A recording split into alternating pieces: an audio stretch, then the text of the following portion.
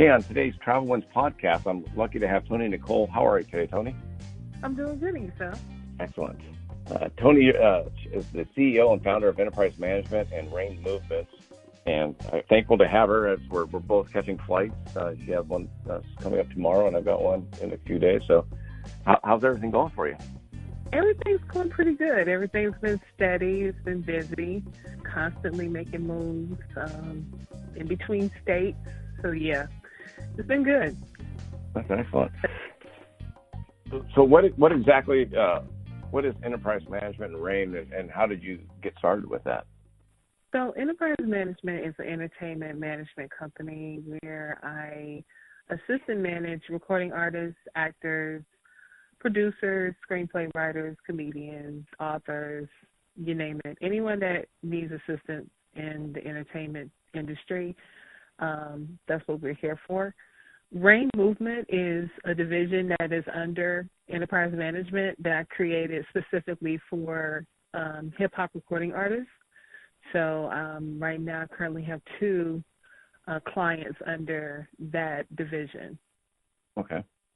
Kind of behind the scenes of the music industry is how much moving around and how many moving parts there are, I guess, that a lot of people don't see it. As far as management, publicists. Yeah, well, pretty much like Enterprise Management, we do everything. Like we take care of the being a publicist. We take care of the marketing. I have a management team of 7 people. So we pretty much develop formulas and campaigns for all of our clients, especially in the music industry. So we know that industry changes so much as far as like the elevation of where artist goes. So we make sure that everything is pretty much taken care of. I, for one, have been in the music industry for over 20 years, so I've seen it evolve into different levels. I would say, I'm trying to think real quick, but I would say the music industry has probably changed the most in the last 15 to 20 years, just with the with technology. Everything's digital. Yeah, I mean, everything's digital. 20 years ago it was cassettes and CDs. Yeah, exactly. And actual albums. Yeah, because, we were phasing out albums. I mean, you still got some albums because you still have, the DJs that are still doing old school mixes, but even that's starting to become extinct because now you have mixing boards and they're doing everything different. So, everything is digital now. Well, and even the distribution of records, you used to have the record labels actually produced albums and promoted the albums, and now it's all digital. CDs, everything's digital. So now you can go on Amazon and you can buy a single and download it so it can go to your mobile device. And, instantly. Instantly versus going to, or ordering a CD, before you know it, next thing, there's not going to be a music section in Walmart or Best Buy. Everything's going to be done online. Everything is just digital downloads. And I think that's what's really changed for the record labels. What do they do now? They're because the artists and firms like yours can set up the tours, they can set up a lot of the promotion, the publicists, the A&R stuff. So what does Columbia Records or Capitol Records, what are they providing? They're having to restructure a lot of the ways in which they're used to or accustomed to.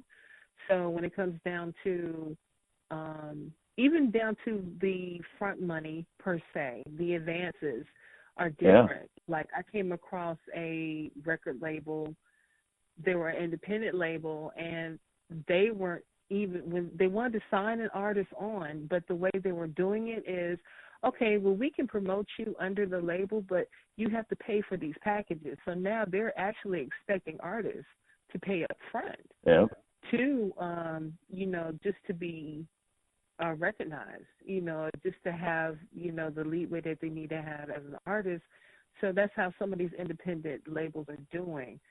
But the major labels that are left, they are doing some advances, but at the same time, the turnaround to paying these, paying the money back is ridiculous. Yeah. They have the 360 deals now that they never had before. I remember. Yeah. Where they want a piece of the merch, the tour, everything. Yeah. That's exactly what they want to do. Before that was always left to the artist.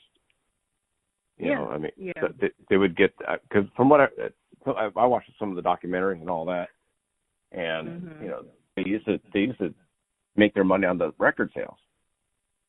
And then even the distribution, but now the record sales aren't there, so now they've got to make their money from everywhere else. Yeah, because if you think about how the distribution was back then, you thought you were getting something when they would pay you 75 cents off of a CD. Yeah. 75 cents off $1 on a CD or per album. And when they would break that down and, you multiply that by selling platinum levels where you were selling over millions of copies, or you double platinum or something like that. Back then, like the era with Prince and Michael Jackson, that's how they made their millions, because they were always selling out their records. But now the count is so different, they can't even put money off of a digital download because you got so many different faulty systems where people are downloading the music for free, and there's no tracking on that. Yeah. Well, and then, as bad as this might sound, there are times when I'm driving down the road, because I travel a lot for my work, and I put on YouTube, because I have unlimited data on my phone. So I'll put on YouTube and start watching.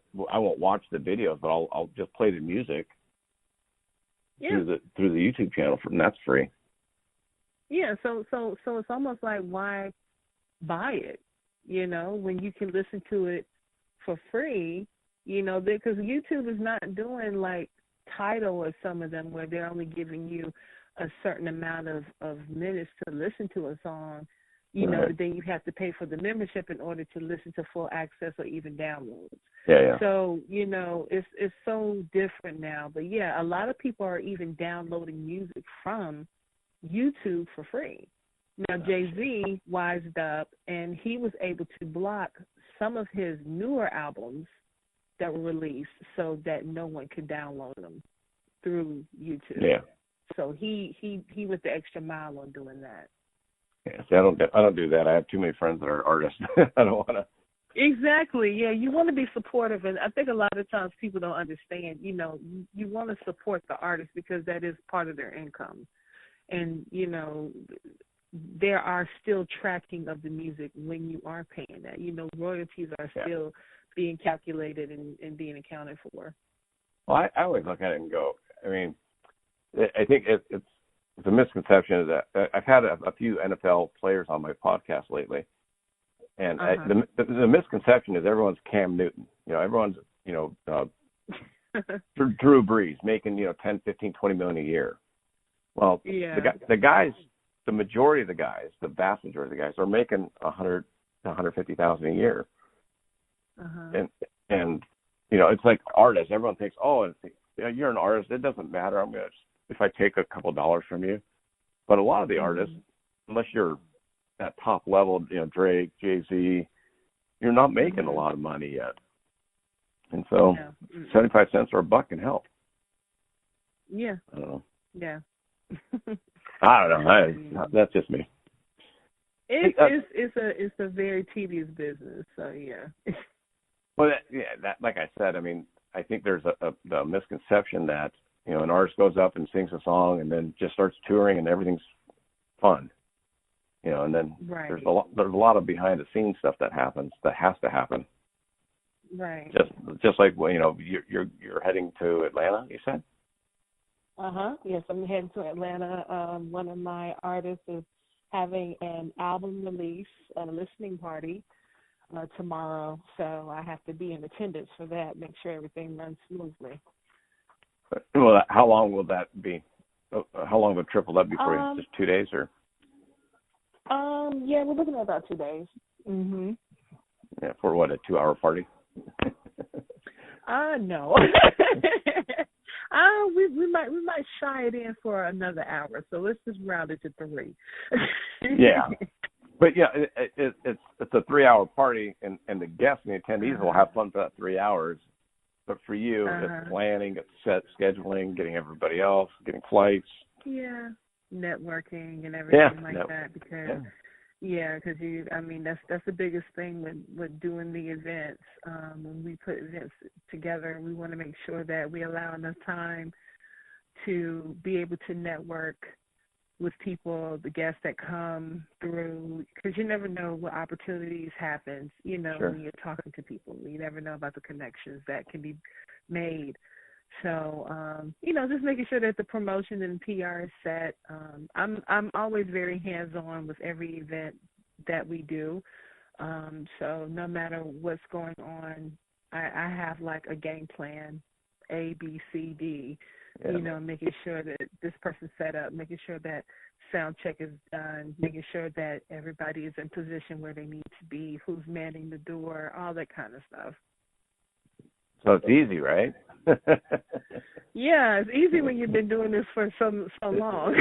So it's, I could probably do it with my eyes closed. So yeah. I've yet to meet the overnight success. The person in business who just 6 months ago I started doing this and I've just been whirlwind. It's always 20 years, 15 years, 30 years. Right. And then you get that. I have 2 daughters in their 20s. And they're friends, and so I was like, well, how'd you do that? I go, 30 plus years. That's how I got to do this, Yeah. I tell people all the time to see outside of, I do public and motivational speaking outside of just doing, enterprise management and movement. Sure. So I do speak on a lot of how, a lot of things doesn't happen overnight. You have to look at building your brand up. It will take a while. Yeah. You know what I'm saying? I mean, unless you stumble across a fortune or something like that. Yeah.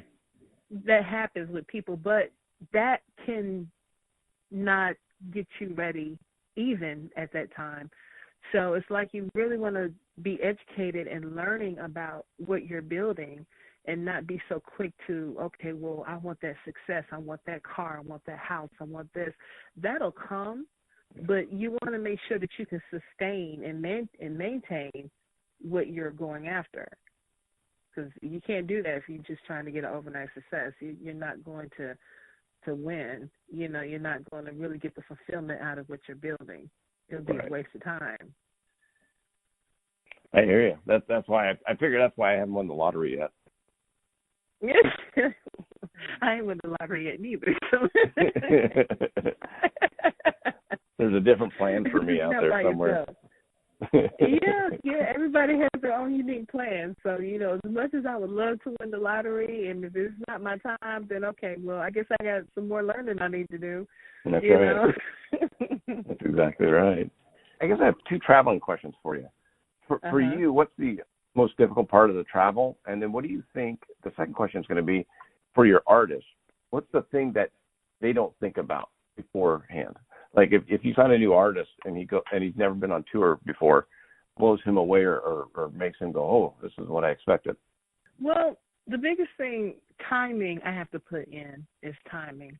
I had one artist where they totally missed their flight time. Yeah. They wasn't prepared. They, everything was set, checked in for luggage, and, they weren't paying attention. Call for the flight, missed the flight. And I'm like, well, you have a show to do, and you're missing the flight, you're getting penalized for that. Not only is it a reflection on you, it's definitely a reflection on my company, because I'm representing you. So timing is always the biggest thing, and they have this hiccup moment where, I need to be on time. Absolutely, you need to be on time, When you're flying out, and as you already know, flights can be unpredictable. You can have delays. all that kind of stuff can happen when you're at the airport, or even when you're flying in, and God forbid that you misplace your luggage or your luggage is lost. It's all kinds of stuff. So I hate flying into huge airports, but I know I have to. Yeah, exactly. But, like Atlanta's the worst to me. Atlanta is like the worst. I can't stand it, but so far the many times you fly into it, you get the hang of it. You know where to go, not to go, and you basically need to have on some good running shoes so you can get to where you need to be. Yep. If you have a short layover, and I try to tell my artists, like, do not get caught up thinking that I can leave. If you have an hour layover, you need to stay put. Don't even dare leave in the airport to go outside anywhere. It's not worth it. There's no place close for you. It's not worth it. You have to get back in, check in, make sure everything is cool, and then you got to get where you need to be for your departure, for you to get onto the plane. So I tell people, do not leave the airport if you have an hour, layover. Don't do it. I mean, there's so many conveniences now at the airports that you kind of don't need to, unless you're trying to meet somebody specifically or whatever, which I never do. I'm like you. I mean, unless I had like a 4 or 5 hour layover. Yeah, then it's different. Yeah, but God, I wouldn't. An hour. For me, I wouldn't want the stress of wanting to have to get back in line and do everything all over again. Exactly. It's very time consuming. You don't want to do that because those lines get long. They get long because, especially at particular times that you're traveling, midday, morning is long because people are trying to get early flights. People are getting noon flights, You're going to wait. You have to wait. And then sometimes if you're waiting in line, you're barely cutting it close to getting onto your next flight. You got to go through security, all that kind of stuff. Like I said, just the stress is not worth it for me. It isn't. It's not worth for me neither. So, I always tell, I tell my team, like, when we're traveling, make sure you got everything. Make sure we stay together. I hate to treat them like kids, but I'm like, I got to make sure we're all together so that we can get on this plane together, get off this plane together, and everything's fine. I don't have time to be trying to send out a search party looking for one person. This is not Home Alone. This is not, going through that. It's not worth it. In my previous life, I was a manager. I had 70 people that worked for me. And that is the one thing I don't miss about being a manager anymore. Is herding the cats, just like, come on, people. Come on. The responsibilities is something, I tell you, it really is. Yeah, because I'd be fine. I'm ready. And then there's almost always one person who forgot the bag or left their phone somewhere. Yeah. Or forgot the ticket. Forgot their boarding pass, and they can't locate it on their email or something. Yeah, I had the boarding pass here, and I'm like, That's where you earn your money. Yeah. As a manager, that's when you earn your money. Is dealing with all the BS. That's awesome. Yeah. Mm-hmm. Are there any hotels that you try to stay at, or is it just whatever's cheapest? How do you go about finding a place to stay at when you travel? I'm gonna tell you about me. I have been called a hotel snob. Okay. And there's particular brands that I stay at, and I stay at only. And I built up my points a lot so that I can get free nights. And Marriott brands. And see, Marriott has teamed up with Starwood Preferred Hotels, which is like the Sheraton and the W hotels. So basically, I can use my points at either one of those brands. Hilton's, Hyatt's, Marriott's. Those are usually the brands that I go for. Okay. And now, if I'm really got to stay somewhere and there's no other choice, I will stay at a Choice Hotel only if it's a Comfort Suites. or Comfort Inn. I will not stay Yeah. anywhere else. I don't do the motels where I have to get to my room from outside. You know, I'm not doing that. I need an interior room. I'm not My team will tell you if they were here on the phone now, they'd be like, yes, they will repeat everything that I just said to you. She does not do rooms where you got to go in from the outside. They have to be interior rooms. That's all. You sound very similar to my wife. If it's some kind of big resort and it's a villa, then it's a different story. You know what I'm saying? Then you get your own front door with a doorbell. That's different. Yeah, it's different, but no, not where I'm kind of feared for my life. I don't know where I'm at type atmosphere. Those type of motels. No, I'm not doing that. Now, see, for me, when I travel, when I'm on the road, I don't really care as long as it's pretty clean. I'm good. You know, but when my wife comes, it's a whole different world. Yeah, we're funny. You know, us women, we're particular. You know, we're like, no, we're not going for all that. There's no doubt about that one. How much traveling do you do as the for your entertainment management business? Well, the traveling is picking up, so I'm probably going to be traveling about for this year 50%. Another time, I'm probably going to be on the road. Things are starting to pick up now with the traveling, so I'm looking at over the summer I'm going to be doing the most traveling, going to Minnesota, going to Chicago, going to Fort Myers, Florida, be back and forth to Atlanta because I do have a lot of clientele in Atlanta, and then also going to Africa in October. So we're going to Kenya, Africa to do a big conference, and we're also going to be breaking ground to build a clinic and a school there. So that's going to happen the first week of October, and then Dubai is in November. So that's about it for right now. Oh, is that it? Just Dubai, Africa, and That's it for right now, because anything else can be added at any time. So, you know, that's just how it goes. I hear you on that one. All of a sudden. Yeah. That's a lot. That's awesome traveling, though. I mean, going to Kenya for that reason. Yeah. I mean, it's work, but it's got a bigger purpose.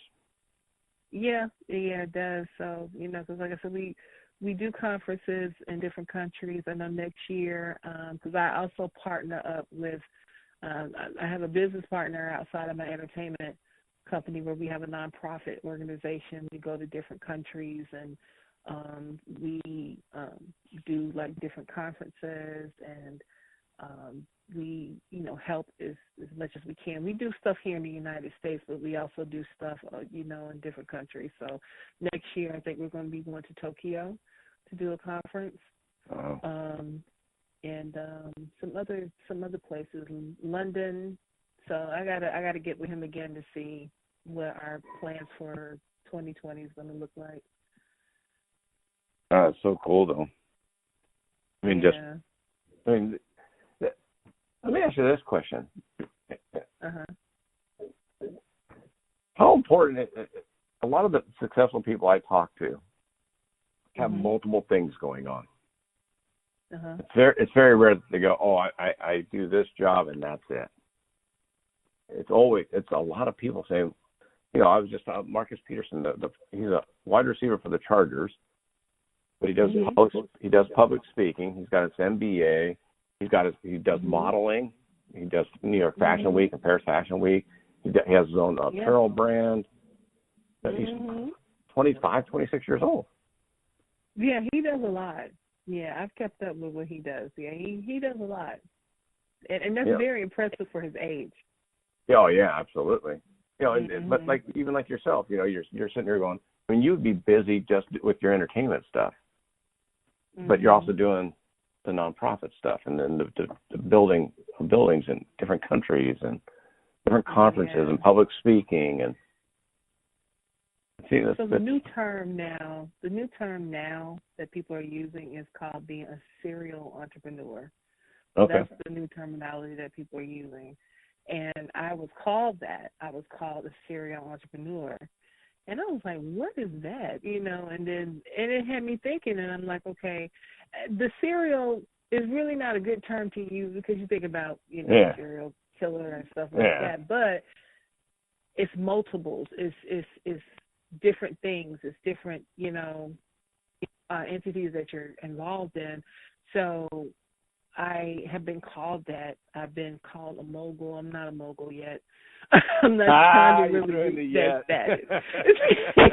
Yeah, I'm saying yet because I think it's leading there with all the different things that I'm doing. So, sometimes you got to speak that ahead of time, but I'm not there yet, I caught that. I'm heading that way. Yeah, exactly. But, it's just different things. You're an entrepreneur, so you're tackling. When you have so many ideas, I'll put it like this, when you have so many ideas and you don't know where to place them, you're constantly trying to figure out what you're going to do with this, that, there. I stay up to 3 o'clock in the morning trying to execute different ideas that I have in between time of me working. And I'm like, okay, well, I want to do this, or I want to create this program for the men. I want to do something for the women. Or I want to do this marketing campaign for the artists, or I want to see if I can get some kind of acting panel for the actors. You're constantly thinking about different things, and then like with me, I talk with different networks and corporations too on behalf of, finding opportunities for my actors, for my screenplay writers and so forth. So, I'm constantly talking to people. I'm constantly staying busy. So I can understand the term of being called a serial entrepreneur. So I'm going to title our episode that, just for you. Yeah.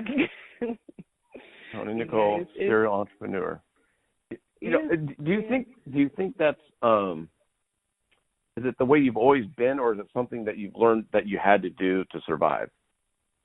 I've always been that way. Okay. I've always been that way. And I'm going to tell you what really started for me. So back in 98, I had the opportunity of working with Vibe magazine, because Vibe magazine had just came out.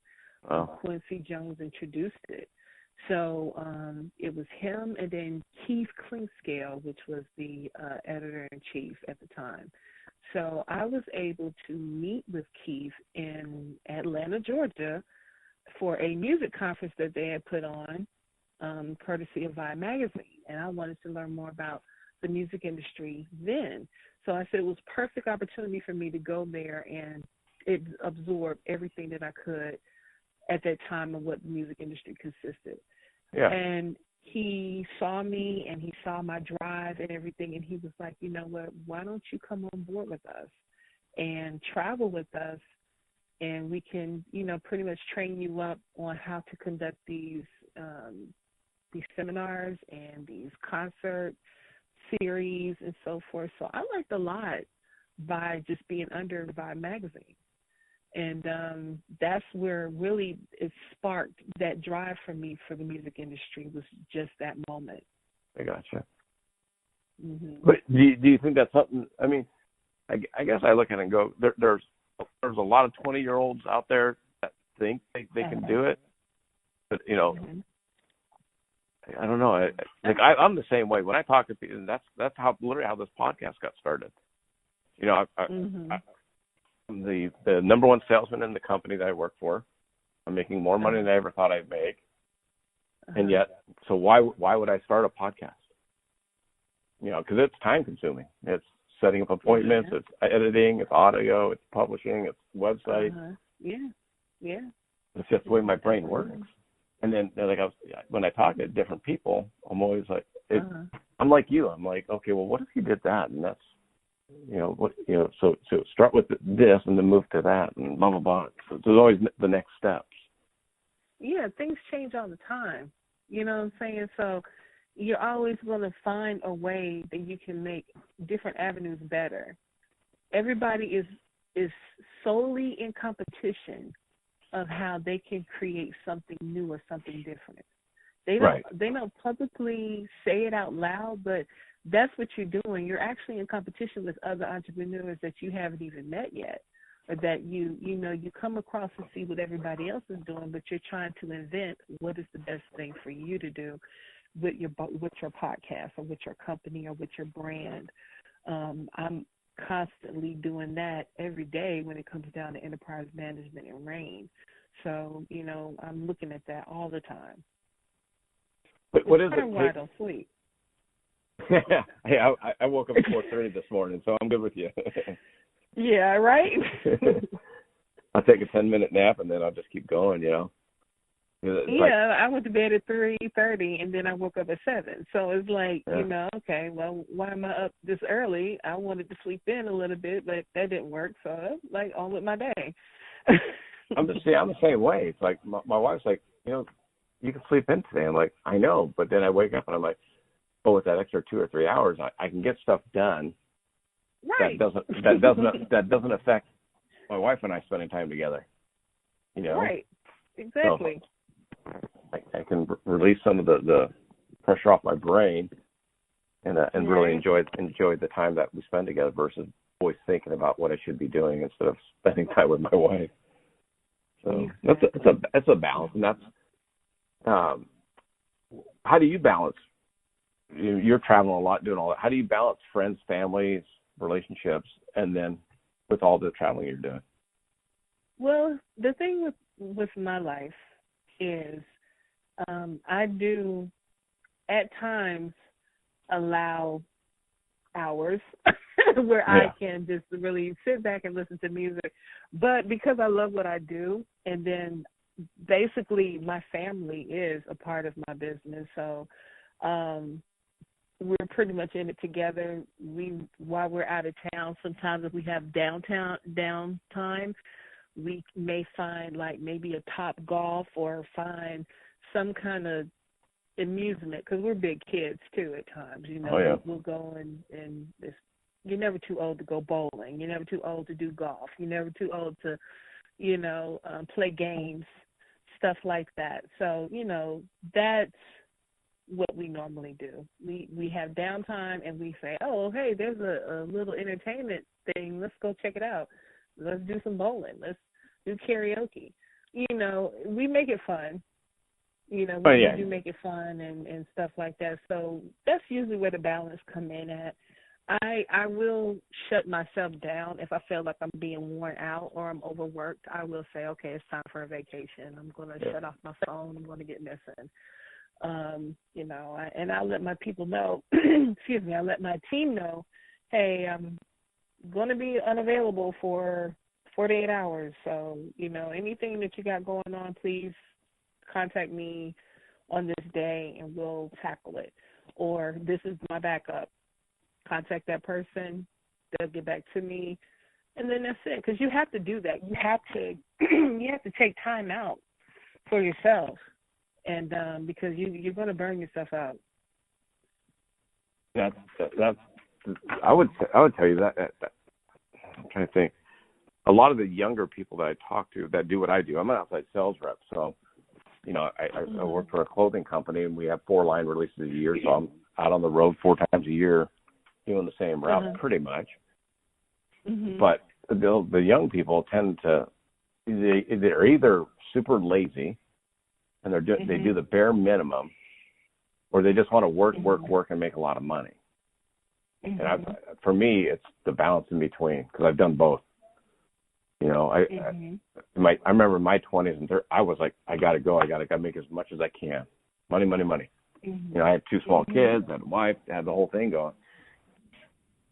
Now it's a balance. Now I've been offered other positions that were maybe a little bit more money, but didn't have the work-life balance, So hopefully people can hear our stories and figure that out quicker than we had to, but you never know. Right. And that's always been a goal of mine. I'm like, don't go exactly the same route I went. Find a different route to go. Be inspired, but find your own way. Yeah, because they're going to do it anyways. For the most, exactly. I tell my daughters all the time, I go, we're heading, I drove in the car, and I was heading towards the cliff, and no one told me there was a cliff there. So thankfully, I didn't go off the cliff, but I wasted a lot of time not knowing that there was a bridge just around the corner. Right. So now I'm trying to tell them where the bridge is, and they're still going towards the cliff because they think they know better, or they think yeah, old man, whatever. And I'm like, I'm telling you, there's a cliff there. There's a cliff there. And I'm telling you, the bridge is right over there. And they're like, yeah, old man, whatever. Well, they GPS is the same way. There's been plenty of times that GPS is the same way. I was in Miami. I kid you not. I was in Miami. Me and a friend of mine. We were there, and it was kind of like a business/girls trip, so to speak. And GPS, we were looking for someplace to eat, looking for Fridays restaurant. So they had us on 95, and the GPS had the nerve to tell me that my destination was on my right, and I'm on a major highway. So I'm like, what are you talking about? Yeah. You getting ready to have us. I think GPS was trying to set us up to die. I don't know what was about to happen, because when you're a 95 in Miami driving, it's like the Indy 500. Nobody know what 80 miles an hour means. It's like they're actually doing the speed limit of what the highway is, 95 or 100. That's what they're doing. So, don't nobody understand me slowing up or pulling over to the side. They're going to help me there. But you best believe my car is going to be dented up, or the rental's going to be dented up. So it's terrible. It's for terrible. me, I mean, GPS is the same way. I always tell people, I used to live off maps, like actual maps that you'd have to unfold and find, go to section G6. That's how it was. That's how it was when I grew up. I had to do the same thing. We opened up a map. We looked and we followed. It used to be a tedious time, but we would try to figure out if we were right here. Okay, if we're right here, then the road that we need to be on is one block over. So we need to get to that block, and it says that's the street. Even MapQuest. Remember, you have to print out MapQuest on your computer and with print out the directions and where to go.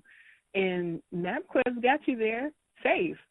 The GPS will tell you that they're going to reroute you. They're going to tell you that that they want you to turn around and get back in traffic, knowing that there is a quicker way up here, just like what you was talking about, the cliff. Knowing there's a quicker way up here if I just go straight up, but it's telling me to go around where I'm wasting 10 minutes. Well, yeah, if you ever have to use GPS going through L.A., don't go the fastest route, because on paper they show you the fastest route, but they also try and it's like 6 o'clock, 5:30 at night, and it's saying, I should cross Melrose here. I'm like, well, it's 7 lanes. It's 7 lanes wide. To stop and go traffic, I'll never be able to cross. So I'm avoiding that traffic light. Like, oh my God, so now I have to turn right. Now it's rerouting me, and I've been down that road. Yeah. No, I would never dare use the fastest route for GPS in LA. I would never do that. No. Not recommended. How often do you come out here, out to the LA area? I should be coming out to LA possibly next month. I should be coming out there. I have an important meeting that I have to be a part of out there. So we'll try and make it some nice weather for you. Yeah, I'm looking forward to it. Whatever I can do to make weather nicer for you, just let me know the days, and I'll put in the request. Okay, I sure will. I'll make sure, and I'll put in my list of the climate, what I'm really expecting. I need to make it that way. Never know. We've had this year's been the wettest year I've ever had. I mean, we're getting record rain, and we got more rain 2 days ago than we get in the whole month of May. Oh wow! On average, so, and now it's clear and sunny. Okay. So go figure. Wow. We're getting a little bit of everything. So. Yeah. That's the other thing with traveling that I've found is like you said, you haven't checked what Atlanta looks like this week yet. I'm always doing that. Like, if I have to go to Winston-Salem or Minnesota or North Dakota or Florida for 3 or 4 days, I might have to take a couple of different things. Oh yeah, absolutely. Yeah, I mean you have to. Like I get picked on a lot because when I travel, they always say, "Oh, you're always traveling like you're going to stay for a month." I'm like, well, I have options because I never know how the weather's going to be. So I need to make sure that, okay, if it's going to be hot, it's going to be, okay, I need to dress cool. If it's going to be a time where it's going to be kind of cool, which right now we're not at that season where it's going to be cool anymore, like, how it was at the beginning of the year. But still, this weather is bipolar. It's very unpredictable in the South. So I never know what's going to happen. So it can be cold one moment and then it can be 90 degrees the next. So anything can happen. I know I'm going to Denver on Tuesday. It's supposed to rain and be a high of 59, I think. And then I'm leaving with a low in the 40s still, like 42. And then Thursday when I'm leaving to come home, it's supposed to be in the low 70s. I mean, that's crazy, right? It's but really crazy. I need a short sleeve for Thursday, and I need a raincoat for Tuesday. And yeah, and you might as well go ahead and get stuff for your sinuses because you can catch a cold. Because that's the kind of weather that will have you under the weather. It'll have you catching a cold. It'll have you have allergies, sinus attacks, you name it. I try to always, whenever I have to travel in a plane a lot, for me, I'm taking a lot of vitamins, the multivitamins at least, just because I know I'm going to be around potentially a lot of sick people. Yeah, because you have some people that are just not conscious of covering their mouth, and when you're on an airplane, you're very close together, so you're breathing in other people's germs. Yeah, there's no escaping. Yeah, there's no escaping. It's once in a blue moon that you can look up and have a roll only to yourself, Yeah. And because that happens to me every once in a while. And then sometimes, of course, you sit in that row and you got some people or somebody that's sitting with you and they're talking your head off, and you really don't feel like talking. You just want to listen to your music the whole flight and just wait to land or try to catch some disease or something. But you never know. I've literally had both where I've had really nice people next to me, and it was a pleasure to talk to. I've had some kids next to me where I didn't feel like dealing with it. Then I've had open rows, and I'm like, living large. Yeah, don't you feel like you're on top of the world when you have like nobody there on the road with you? You can pretty much be comfortable. You can stretch out. You don't have to worry about any part of your body touching anybody else. Exactly. That's so true. That's crazy. Yeah. Every once in a while I might luck up on first class, but other than that, if I have to catch something reasonable in this economy, then I'll do it, as long as I get there. I'm the same way. For me, I pay for everything's out of my pocket, so the company doesn't pay for anything. So, like I said, when I go with my wife, it's a little different. When it's just me, I just want to get there. The hotel, the airplanes, and all that. I just want to get there. But, yeah, absolutely. Okay, I've got one last question for you.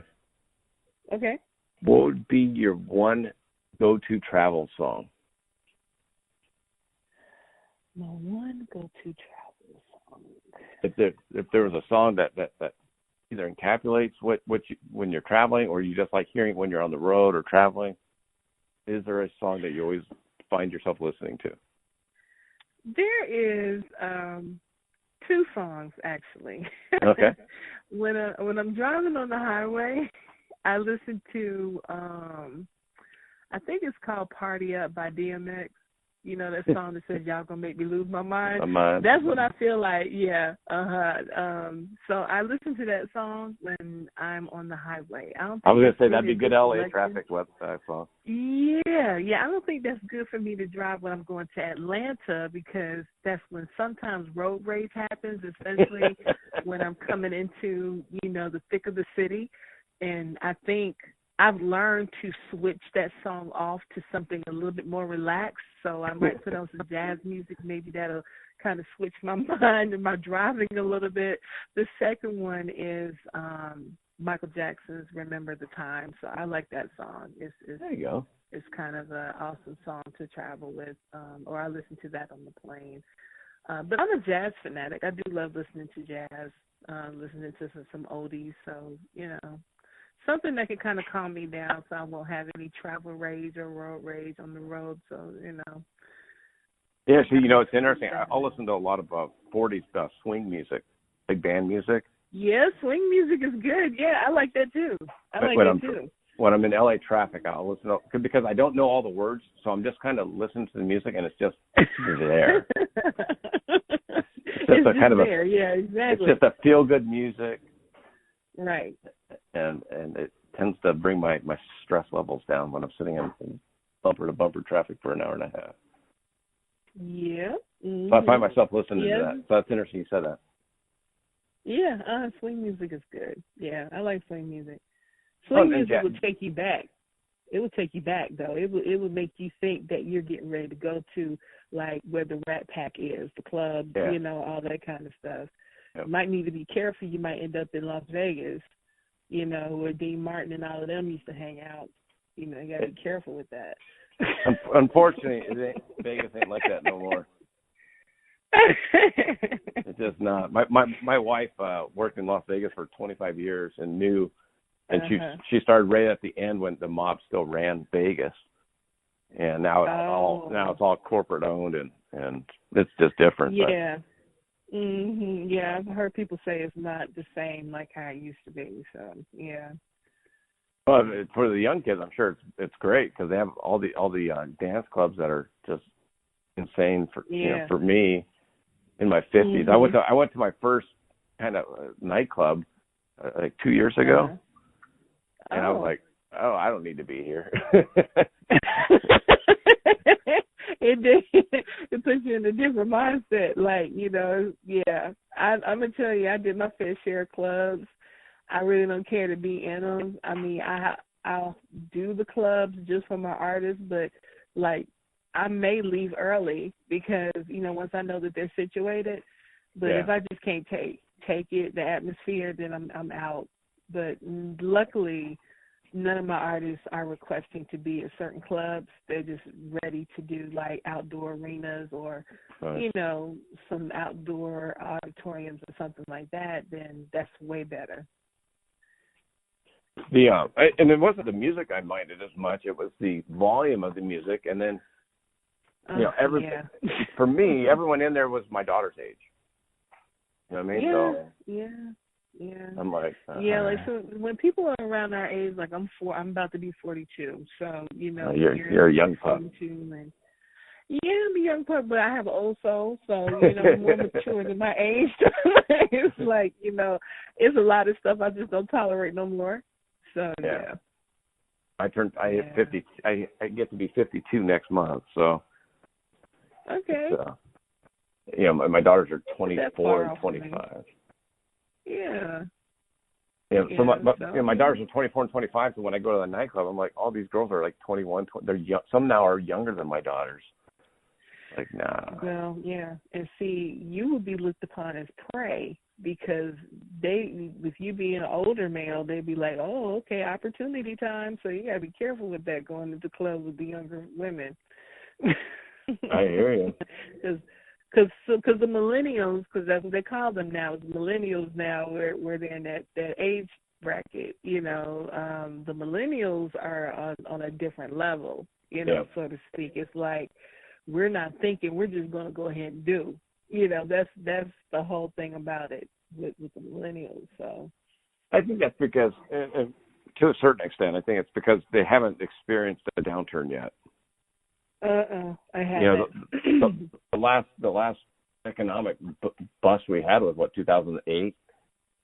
2007, 2008. So it's been 10 years. So if you're 25, you were 15 when that happened.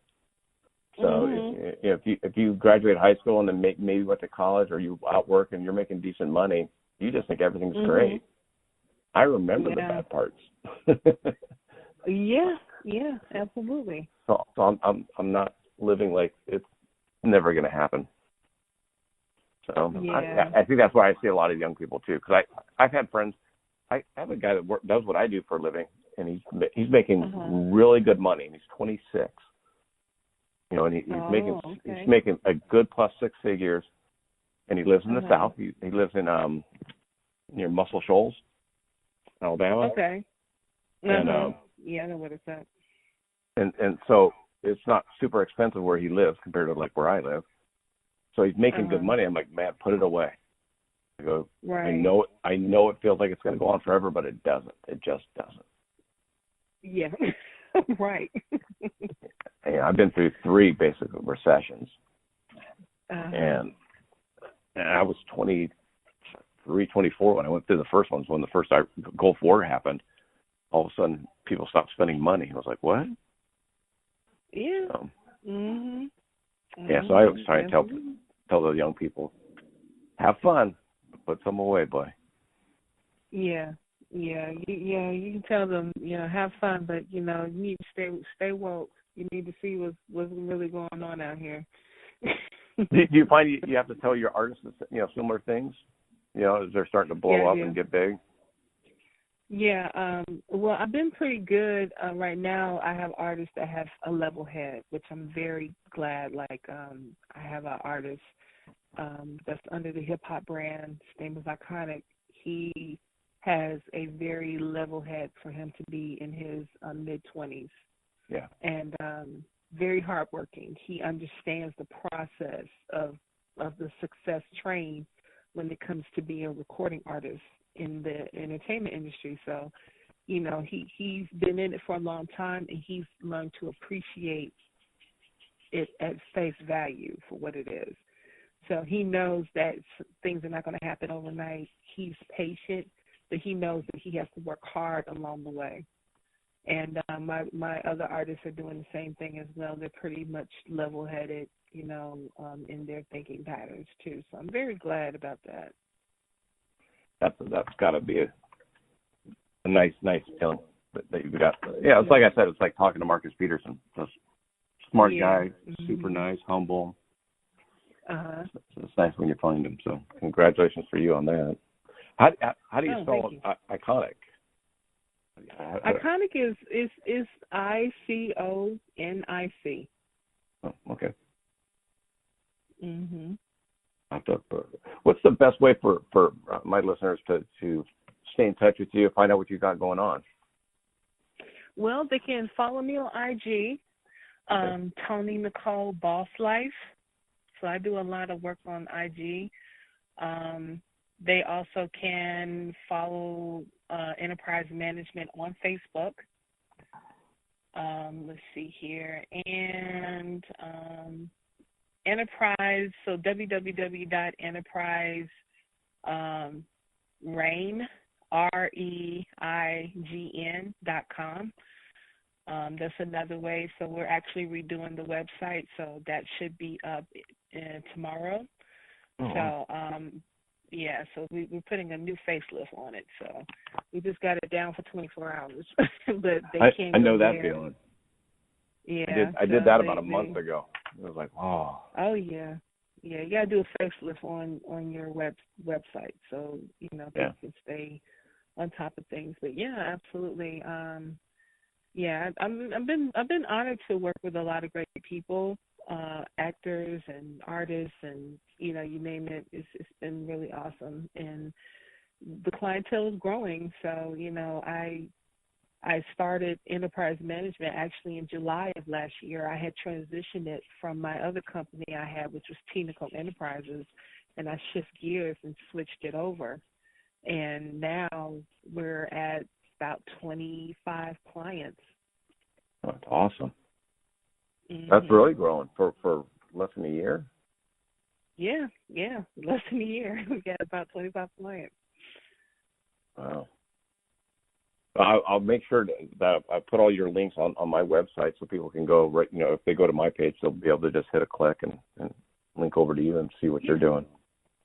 Okay, and, great. Thank you so much. Thank you for the time. I appreciate it because I know you gotta start getting ready for your trip. So. Oh yeah. Well, I'm actually pretty good. I'm ahead of the game. So right now everything's packed. So I'm good. See, you're like me. See, my wife is just the opposite. My wife is like, "What time are we leaving?" That's when I'll be packed. I'm usually packed a day or two ahead. Yeah, I learned my lesson a long time ago. I know that I can't stand last minute packing because I always forget something. I'm the same way. If I know I'm going to be traveling on a Friday, then my bags need to be packed on Wednesday or maybe even yesterday. But I'm good. Like bags are by the door. All I have to do is just walk out the door in the morning. I'm exactly the same way. Like if I have an early morning flight, I have everything packed up and stacked right next to the front door. Yeah. I'm good to go. Laptop is there, rollaway bag is there, everything's good. Exactly. Well, I hope you have a great trip. I hope the album release party is a success. And absolutely. Be safe on all your travels coming up. That's awesome. I'm going to keep following you and see where thank you. See some pictures from Kenya and from Dubai. That's gonna be awesome. Oh yeah, absolutely. I will be posting those pictures and safe travels to you too, especially going to Denver. And you said that you and your wife are going away as well, right, this weekend? Yeah. We're gonna be. Good. Well, I hope you'll have a whole bunch of fun. We're gonna do our best. That's all we can do. Okay. Yeah. I appreciate your time. Thanks, Toni. All right. Thank you. Okay. Bye-bye.